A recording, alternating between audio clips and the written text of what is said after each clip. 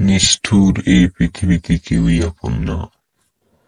জীবনের প্রথম পথ চলা থেকে শুরু করে এখন পর্যন্ত পথ চলতে চলতে অনেকটা পথ পেরিয়ে এসেছি।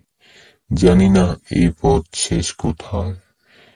চলার সময় পথের বাঁকে বাঁকে থামিয়ে দাঁড়িয়েছি অনেক সময়। আবার বাস্তবে অনেক কিছু দেখেছি, কখনো হাসি, কখনো কান্না, আবার কখনো মিথ্যার প্রবঞ্চনা।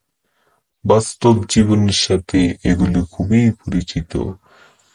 জীবনে বহুজনকে সরল মনে বিশ্বাস করেছি, কিন্তু তারা সেই বিশ্বাসের সুযোগ নিয়ে বারবার আঘাত করেছে। তাই মানুষকে বিশ্বাস করতে খুব ভয় করে। জীবনে চলার পথে অনেক স্বপ্ন দেখেছি, কখনো বাস্তবতা, আবার কখনো কল্পনায়। অবশেষে সমীকরণের খাতায় যোগ করে বিয়োগ শেষে স্বপ্নগুলো বাস্তবতার কাছে হার মানে।